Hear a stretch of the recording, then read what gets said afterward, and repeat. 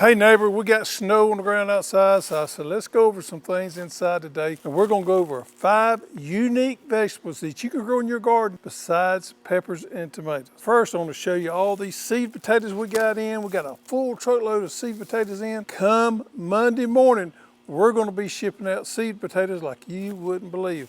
So if you hadn't bought your your seed potatoes, Irish potatoes, get on our website and order them, and we'll ship them out to you next week, starting Monday morning.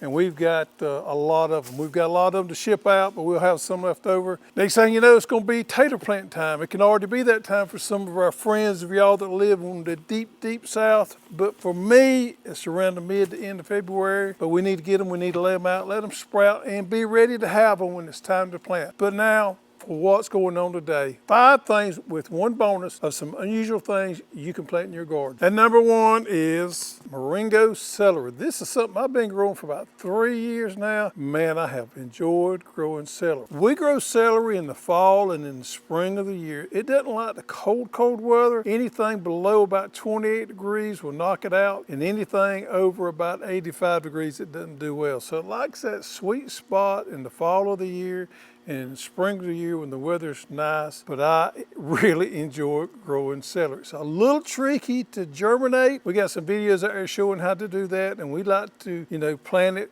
grow out the plants, and then transplant it. Now, with celery, I grow mine in a root pouch. 4x8 raised bed or some type of container is all you need of this celery. You can grow a lot of it. We eat it in all sorts of ways. Mama Hoss has even dried some of this down, so we had celery powder. A lot of celery powder.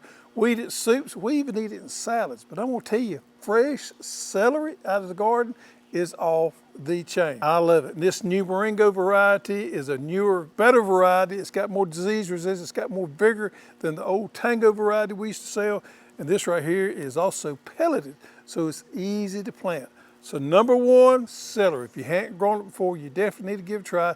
Just don't grow it in the middle of the summer and don't grow it in the dead winter, and you'll love it. Number 2 is a new broccoli. And you know what? Broccoli is the most popular green we sell. And I'm categorizing it underneath the greens. It's those cool season crops that we sell. Everybody loves broccoli, but this is a new one right here. This is an All-American Selection winner.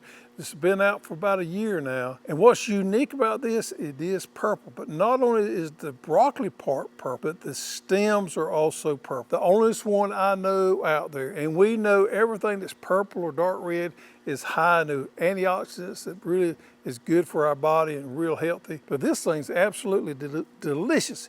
It's unusual, it's pretty, it has good vigor, good disease resistance, it's easy to grow. So if you've never tried Purple Magic broccoli, and you probably haven't, you need to add this to your list of unusual things to grow. Candy stevia. Well, some would argue this isn't necessarily a vegetable. This is more of a herb. But if you eat the leaves of it, it could be considered a vegetable. But anyway, we're recommending you try candy stevia. Candy is the variety name, and we know stevia is a great sugar substitute. I grew this last year in a 4x8 raised bed, and I had more than I can use, but it was a delight to grow. You can use this as anything that you would use regular sugar for, a substitute for that.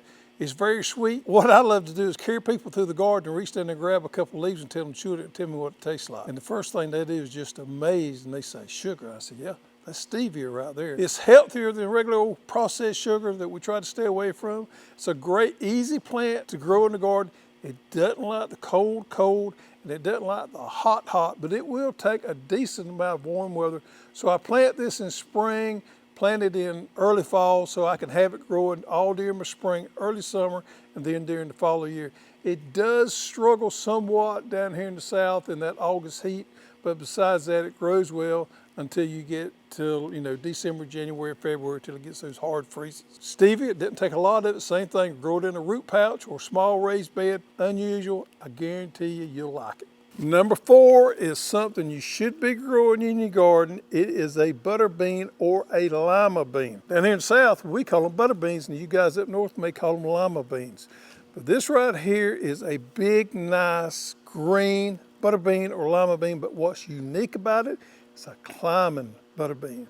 So you can grow this in a small space. You don't have to have a very big garden, but you got to trellis it up because it runs like crazy. When my kids were small, we used to go and find some wild bamboo growing, and we would make teepees out of the wild bamboo, and we would grow these butter beans, these running butter beans on those teepees. The last few years, I've been using cow panels to put up on metal fence posts, but it doesn't take a very big area to grow a lot of these right here. And what's unique about them is you can pick them or you can harvest them standing up and not bending over. What you do is you plant these in the spring of the year. They're going to grow and they're going to produce till it gets hot. When it gets hot like it does here in the south, they're going to quit producing. The vines are going to look like they're struggling a little bit, but they're going to stay alive. You keep them watered, and come fall, we're going to spray them with insecticide, fungicide, clean them up a little bit, and they're going to put on new growth, and they'll put on a new crop, and they will make all the way to frost. So you got a great plant there that's going to last all summer long, although it's going to struggle, but it's going to produce in the spring, early summer, and all fall long. You can harvest these green and eat them that way, or you can harvest them and have some dry lima beans that you can can and save for later.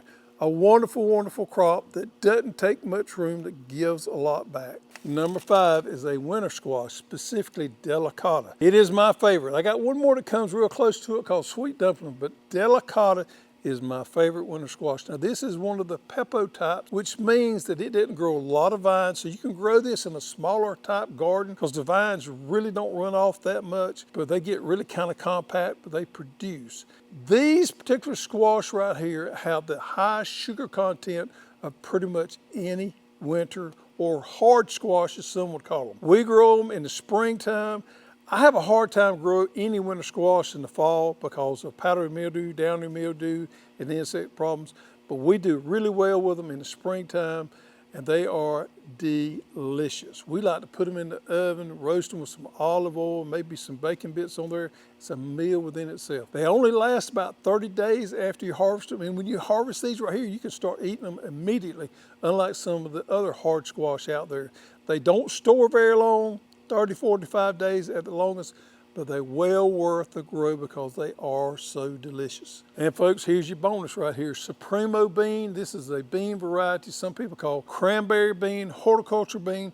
Supremo is a newer variety. It has more vigor, better disease resistant, produces a lot better, easier to grow, but it's the same exact bean that you're used to calling that cranberry bean or that horticulture bean. Now we can eat these fresh. We can shell them out, or we can shell them out dry and save them for later. We just ate some soup today that had some of these in there that we grew last year. This is a wonderful crop to keep you going during the wintertime if you harvest them and let them dry out. You got good dry beans. You can soak a little bit and cook anytime. Don't take any refrigeration. These things have that really unique color to them, and they got that wonderful flavor to them. It's one of my favorite things to grow. It is a bush bean, but we grow it in the spring of the year. We harvest it green.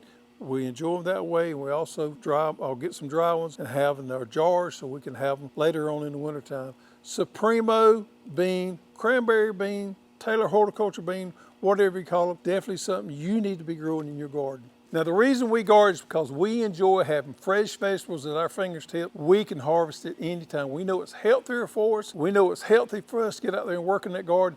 And heck, I enjoy getting out and working in the garden late in the afternoon better than just about anybody. It's my therapy time. I just get out with my dog. I'm at peace. Nobody's hollering at me, asking me any questions. I just love to garden, and I know you do too. It's our peaceful time. So there's several reasons we love to garden, but I encourage you to try some of these new things right here. Step out of your comfort zone a little bit, makes things a little more exciting. I guarantee you, you'll love it.